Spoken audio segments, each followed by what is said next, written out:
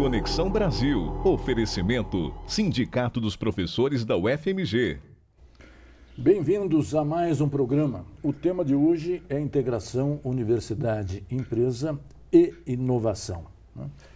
O processo de integração entre universidade e empresa é vital exatamente na promoção do desenvolvimento, porque o desenvolvimento hoje depende cada vez mais do avanço tecnológico e da inovação.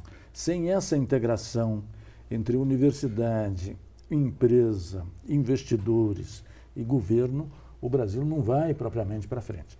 E o nosso país está sofrendo agora um crescimento muito lento e também um processo de desindustrialização muito intenso. Fechamentos de fábrica, fechamentos de emprego, perda de mercado interno e externo, perda de competitividade.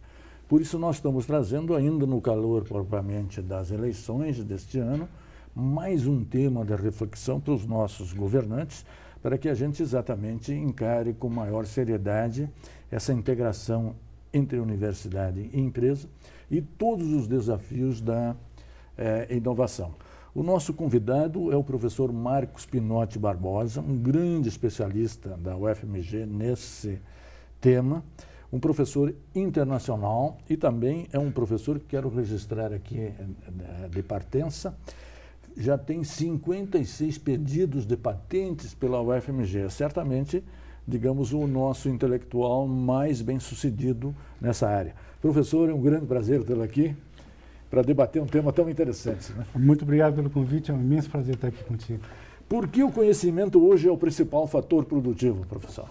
É a questão surpresa. Você tem um conhecimento, você faz alguma coisa diferente, você faz essa coisa diferente, você consegue fabricá-la, você consegue fazer um plano de negócio e você consegue colocar no mercado. Isso, o conhecimento gira em torno disso tudo. Disso tudo, né? E como se processa a integração universidade-empresa nos vários países, o senhor que tem uma experiência também internacional muito interessante?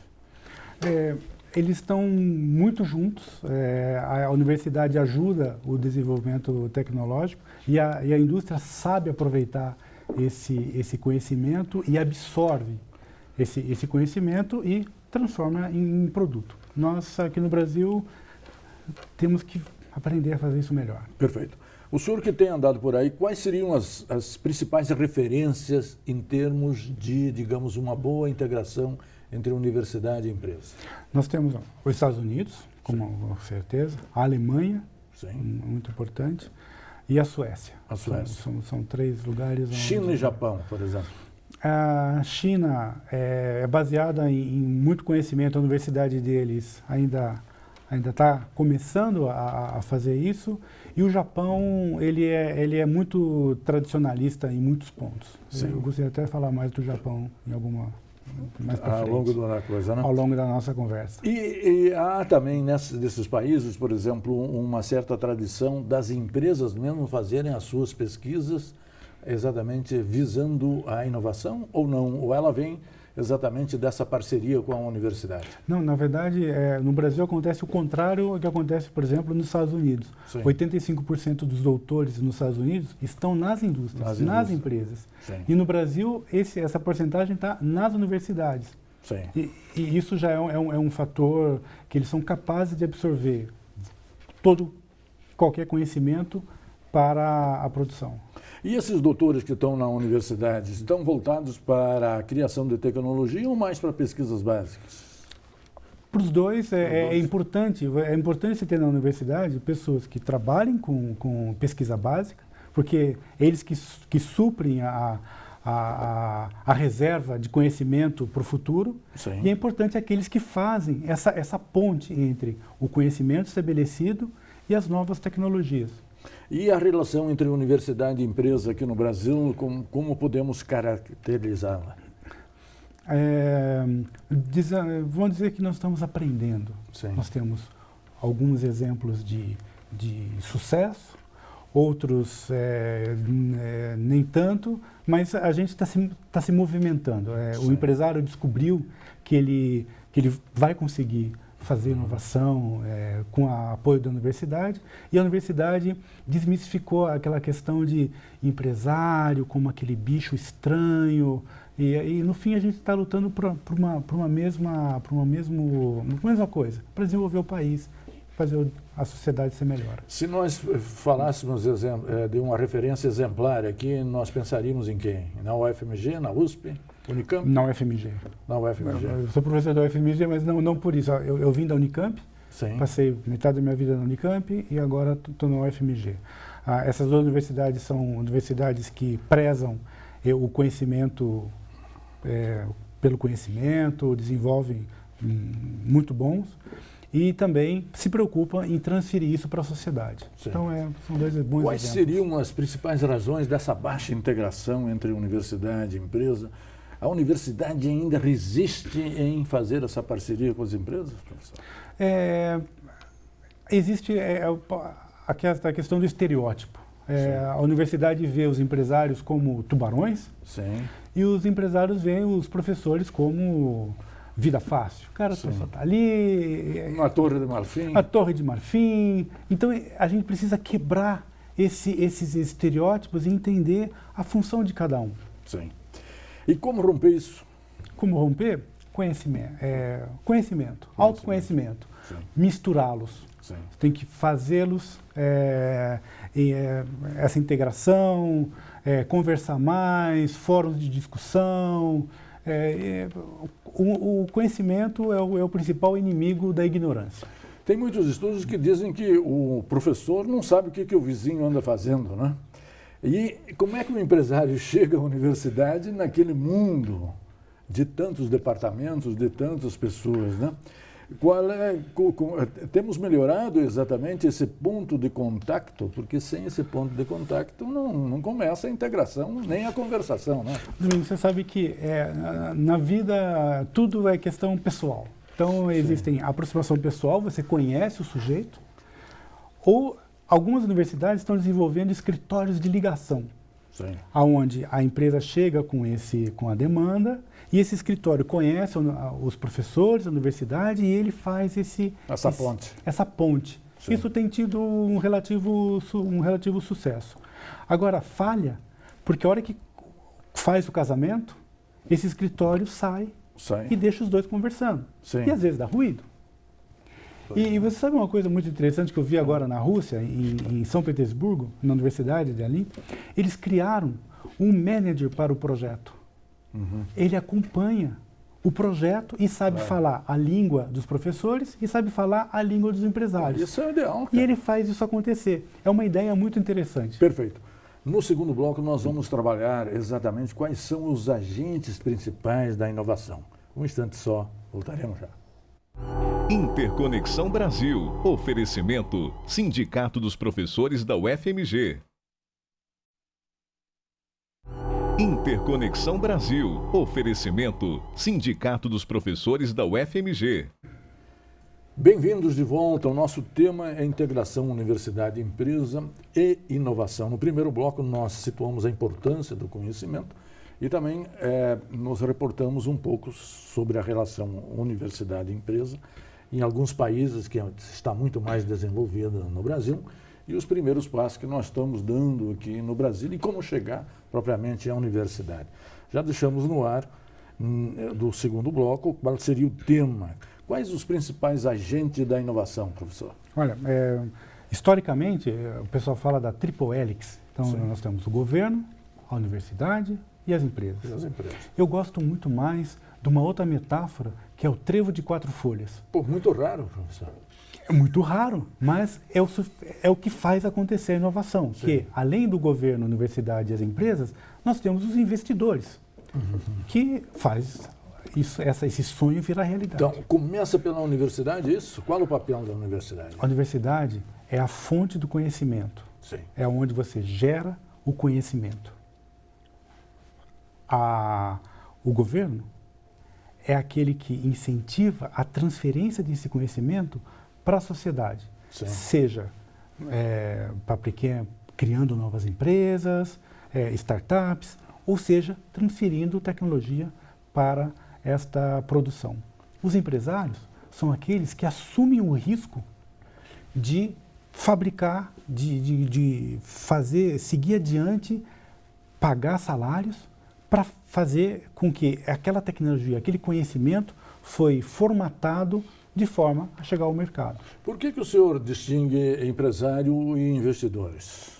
Porque investidor, ele tem uma relação diferente com a produção. Ele garante os recursos para que o empresário tenha toda a tranquilidade para executar. Nem tanta tranquilidade, porque num país com tanta taxas e você não sabe o que vai ser daqui no dia seguinte, e você precisa de alguém que tenha coragem de se meter a fazer a questão fabril, e o investidor não. Ele aporta o capital e vê o que acontece.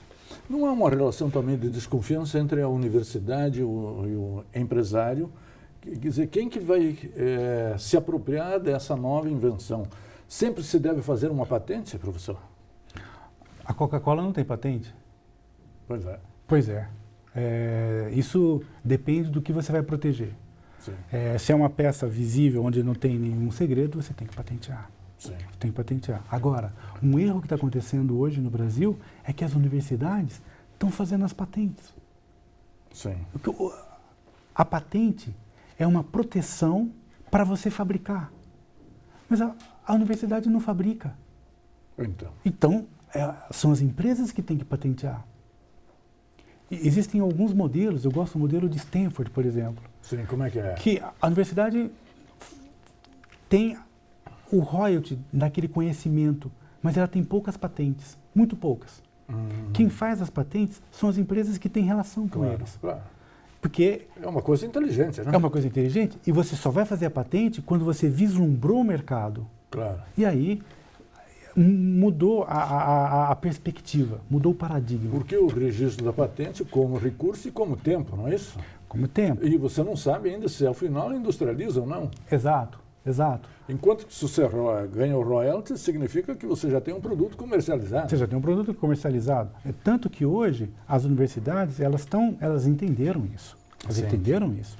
Então você vai para um desenvolvimento que vai gerar uma patente quando você tem parceiros industriais. Sim. Porque você tem que proteger esse conhecimento que foi gerado na universidade, essas tecnologias que foram formatadas.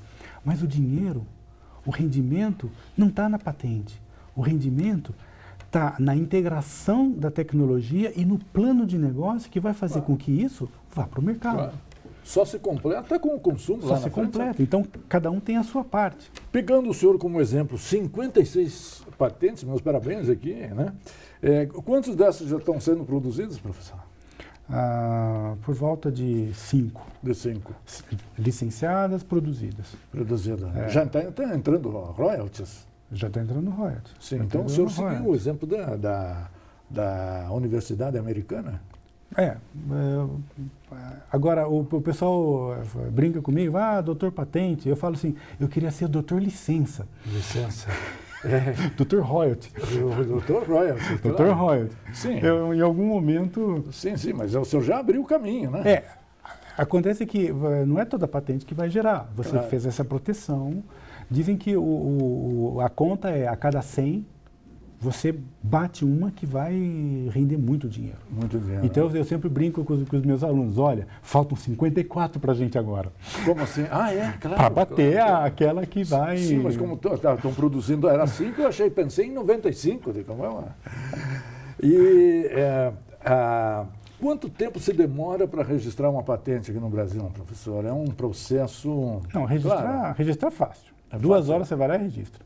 Agora, para eles concederem 10 a 11 não é registrar, é iniciar o processo, né? Digamos, quanto inspirado você está. Você pode fazer... Você inicia o processo em 2 horas. 2 horas. E é claro que as mais agregadas, que maior valor agregado de conhecimento, tem um processo todo de testes. E aí para você verificar se aquela ideia funciona. Sim. Se você verificar que aquela ideia funciona, a prova de conceito, aí você parte para... Quanto tempo se demora, em média, para reconhecer uma patente no Brasil? No Brasil, de 8 a 11 anos. De 8 a 11 anos. Qual é a validade de uma patente, professor? depende, 20 ou 15. 20 ou 15, então praticamente metade já se foi no registro. Foi no registro. E o autor dessa patente, como é que ele é contemplado nesse meio tempo? No Brasil, a gente tem a expectativa de direito. Sim, Você tem está registrado, sim.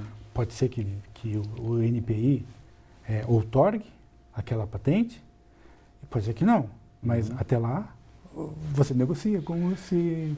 Qual é a estrutura do INPI para poder exatamente fazer esse registro? Mas esse será tema do nosso terceiro bloco.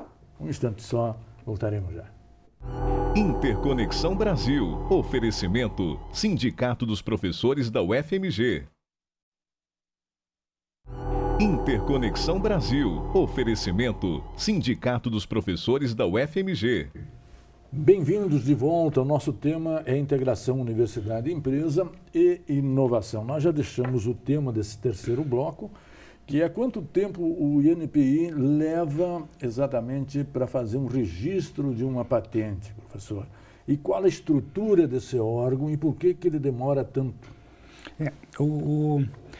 Existem muitas críticas ao INPI, mas eu gosto sempre de defendê-los. Sim. Porque eles têm uma estrutura enxuta, deveria ser maior. Eles estão revertendo isso. Você vê claramente os processos do INPI, o formato com que eles lidam com isso. Mas eu tenho que lembrar que a gente tem que ter um pouco de paciência, que para formar uma pessoa especializada para analisar essas patentes, demora tempo. Demora tempo. É muito difícil. Você precisa ter pessoas especializadas. Claro. Então, eles estão fazendo um esforço muito grande. Agora, não haveria aí como nós temos, digamos, o consultor ad hoc do CNPq, eventualmente usar consultores da universidade que seriam especialistas? Isso não funciona, porque tem muito conflito de interesse. Sim. Tem muito conflito de interesse. Isso, em qualquer país do mundo, eles utilizam o próprio corpo de revisores. É que a gente ficou muito tempo sem... desenvolver essa cultura, né? Sem desenvolver essa cultura. Fico muito tempo sem estar acordado para a importância disso. E agora começou essa questão de inovação, entender a inovação, e aí a gente está correndo atrás. Perfeito. Até lá a gente... Ainda indo pelo Estado, a nossa legislação, por exemplo, para estimular a relação e a integração universidade-empresa é adequada? Eu acho que é adequado. Eu acho que algumas vezes a gente teve sorte nos últimos anos de algumas ações do governo estarem à frente da cultura. Da própria empresa e da própria universidade. Da própria empresa e da própria universidade. Pô, que surpresa, cara. Exato. Mas em Minas Gerais, por exemplo, a gente está à frente. Sim. Está à frente.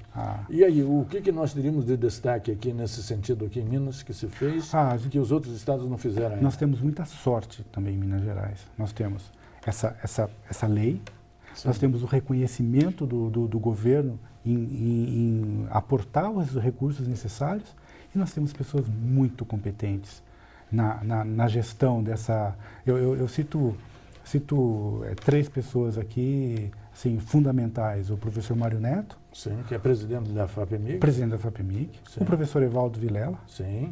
E o ex-reitor da Universidade de Viçosa. De Viçosa. E o professor Policarpo. Sim. Ex-reitor da Itajubá.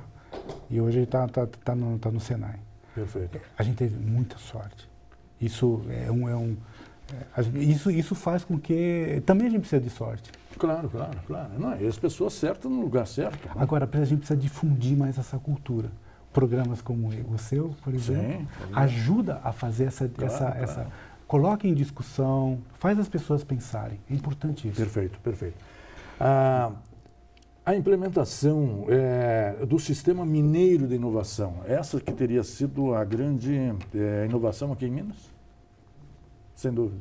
Você abre o caminho e as coisas acontecem. Sim. Aqui sempre se fala que o brasileiro é uma pessoa criativa. E o senhor fala que nós não temos uma cultura de inovação.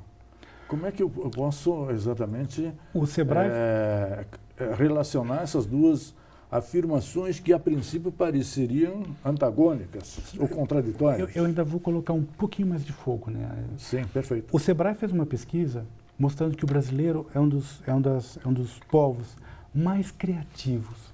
Sim. Mas quando essa criatividade ela não é direcionada para misturar com conhecimento. Aham. A inovação que vai gerar desenvolvimento econômico, ela precisa estar misturada com conhecimento. Claro. Então a gente precisa fazer essa mistura. O que você acha do Japão, por exemplo? O Japão, as pessoas são criativas e inovadoras? Penso que sim, ou não? Ali- Conheço, nunca fui. Ali, a inovação, você tem que estar preparado para falhar.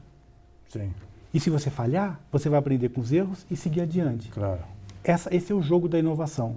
Mas No Japão, é fatal. O É erro. fatal. Você faz harakiri. É. Então, entendeu Sim. esse contraponto? Sim. Mas o Japão é considerado inovativo. Aí tem uma outra maneira de lidar com isso. Então não é só criatividade que gera inovação. Perfeito.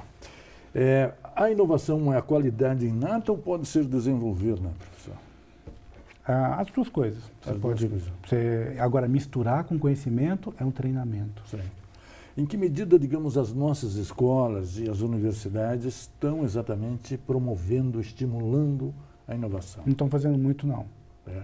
Até agora não fizeram muito. Começamos a acordar. Existem vários movimentos para modificar a maneira como você ensina os seus alunos. Não só a parte técnica, mas como você transforma esse conhecimento em desenvolvimento para a sociedade. Nós estamos chegando já no finalzinho do programa. Como minorar o processo de desindustrialização que eu falei exatamente na abertura, professor? Ou esse processo não é sério? Criar novas empresas. Criar novas empresas. Criar novas empresas. E agregá-las em clusters. Sim. A Rússia está fazendo isso muito bem. Aonde, né? Principalmente? Em que países, digo, ou em que partes da A Rússia, na região de Samara, por Sim. exemplo, onde tem um grande cluster de aeroespacial, de automotivo e de brinquedo. E depois eles descobriram que brinquedos ganham muito mais dinheiro que a indústria aeroespacial. É mesmo? Porque eles são melhores organizados e são menores empresas agregadas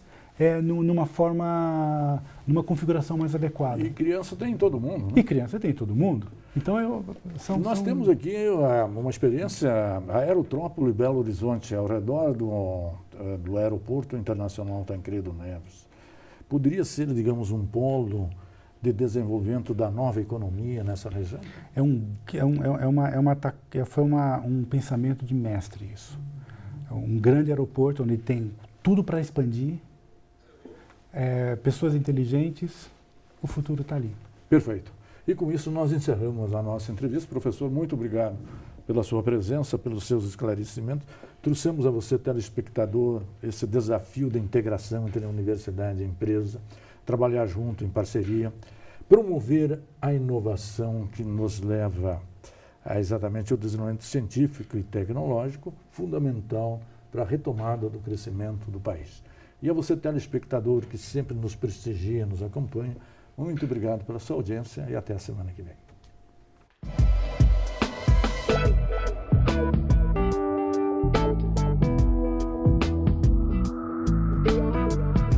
Interconexão Brasil. Oferecimento: Sindicato dos Professores da UFMG.